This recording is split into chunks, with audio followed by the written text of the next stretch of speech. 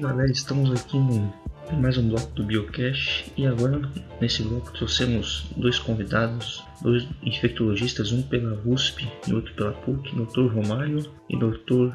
Andrew. E para começar a falar com eles, nós separamos algumas perguntas aqui do público sobre a área de conhecimento dele, doenças e infectologias. E nós vamos separar aqui uma das perguntas. Bom, primeiramente, boa noite aos dois. Boa noite. Opa, desde já eu agradeço pelo convite. A Rafaela pode começar a fazer as perguntas que o público mandou?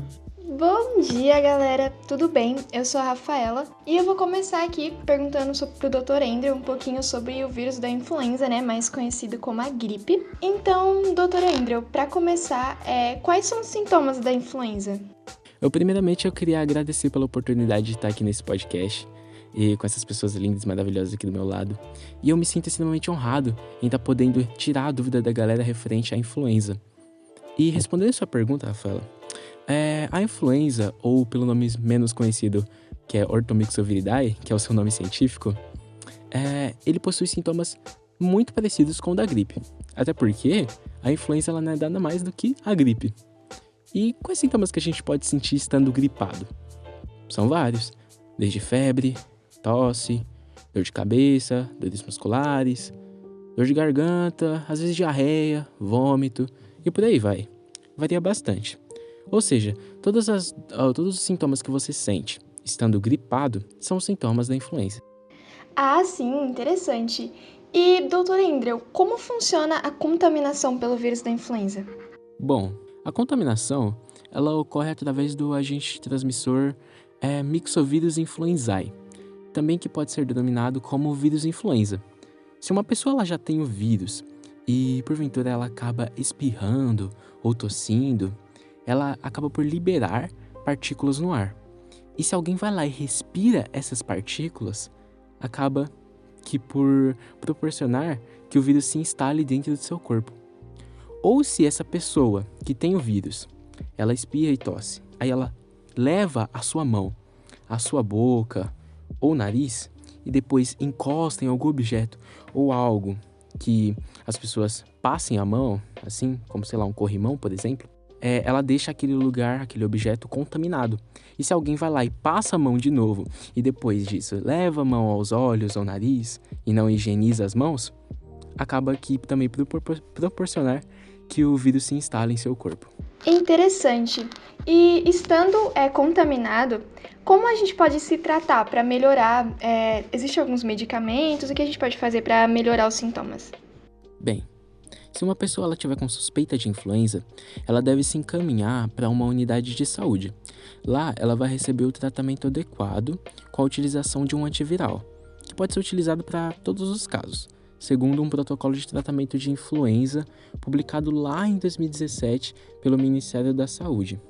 Porém, uma coisa que eu queria citar é a profilaxia, que poderia se destacar a prevenção, para você se prevenir, para você não pegar esse vírus. E como eu posso me prevenir?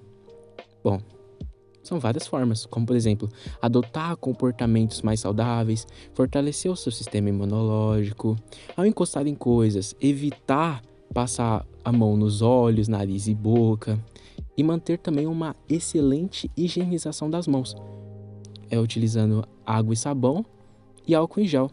Os comportamentos que a gente está adotando hoje com a pandemia do Covid-19, eles servem de exemplo para as práticas de prevenção que a gente pode utilizar contra o vírus da influenza. E outro fator que eu queria destacar também aqui é a existência de uma vacina. Já existe uma vacina também para a influenza e ela está disponível aí há um bom tempo já. E ela pode ser encontrada tanto em redes públicas quanto em redes privadas. E a partir dos 6 meses de idade já pode estar sendo tomada. Valeu pelas dicas, doutor. E só para finalizar, eu tenho uma pergunta que eu acho que é muito importante. Eu já ouvi dizer que não existe apenas um tipo de influenza, eu ouvi dizer que existem 3, e como funciona isso? Sim, é como você disse, Rafaela. Existem pelo menos 3 tipos de influenza. Influenza tipo A, influenza tipo B e influenza tipo C, sendo as influenzas A e B as de maior relevância clínica em humanos. O vírus do tipo A, ele pode ser encontrado em diversos hospedeiros, como humanos, suínos, aves, mamíferos e por aí vai. Enquanto a tipo B, existem estudos que dizem que ela só pode ser encontrada em humanos. E a tipo C, ela pode ser encontrada tanto em humanos quanto suínos. Porém, a tipo C, ela não tem tanta capacidade epidemiológica quanto a influenza A e B. Ou seja, a influenza A e B, elas são as mais responsáveis por epidemias. Ah, entendi. Eu acho que muita gente não sabia disso, já que a maioria só conhece o H1N1, né, que é o tipo A, se eu não me engano. Então, é isso sobre a influenza. Muito obrigada, doutor Andrew. Você ajudou bastante a gente aí. Você tem o DRIP, viu? Muito obrigada. Eu que agradeço, muito obrigado. E agora eu queria chamar o Rocha de novo para falar um pouquinho com o Dr. Romário sobre a catapora. Boa noite de novo. Vamos falar sobre a catapora, né, que é um vírus muito comum, né, que a maioria das pessoas pega na infância. E primeira pergunta, eu gostaria de saber, se a catapora, como é que se transmite, qual é a principal forma de transmissão e se a taxa de transmissão dela é muito alta. Falando sobre a catapora, a taxa de transmissão dela é bem alta sim. Como você mesmo citou, muitas crianças, a maioria das crianças na infância acabam sendo contaminadas por este vírus.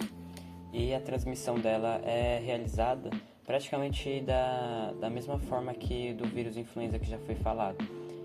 Através de partículas que ficou no ar, através de espios e tosses também de pessoas que estão contaminadas. E a única diferença, algumas diferenças que tem é que também pode ser transmitida de uma mãe para o filho quando, por exemplo, a mãe ela está grávida, pode acabar passando para o seu filho que está sendo gerado na barriga. E além disso também pode ser transmitido por meio do contato direto. Por exemplo, uma pessoa ela tem um contato com as feridas de outra pessoa que está contaminada, então pode acabar passando também o vírus para essa outra pessoa. Ah, sim. E existe alguma vacina contra para prevenir a catapora e depois que se pega também, como é que é a forma de tratamento dela? Sim. A vacina ela passou a ser ofertada pelo Ministério da Saúde em 2013 aqui no Brasil e atualmente ela também é ofertada pela iniciativa privada. A vacina da catapora ela está incluída na vacina tetraviral. Essa vacina tetraviral ela é uma vacina que protege as crianças de 4 doenças, incluindo que é a catapora, cachumba, rubéola e sarampo. Então, com uma vacina, a criança já fica protegida por 4 doenças. E falando sobre o tratamento normalmente é feito por meio de medicamentos, né, antialérgicos para evitar a coceira que surge, alguns também para diminuir a febre. E além disso também existe o tratamento caseiro, né, que a maioria das pessoas que quando pegam essa catapora acabam passando também. O tratamento caseiro ele é feito através da higiene mesmo, né, da pessoa se higienizando com água e sabão.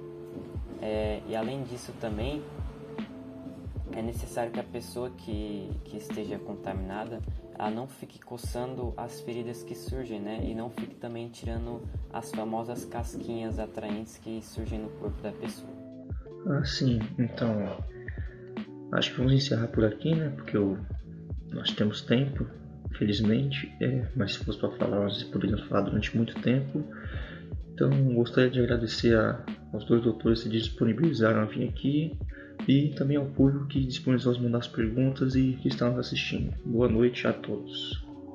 Opa, até a próxima. Boa noite a todos os telespectadores aí e muito obrigado pelo convite.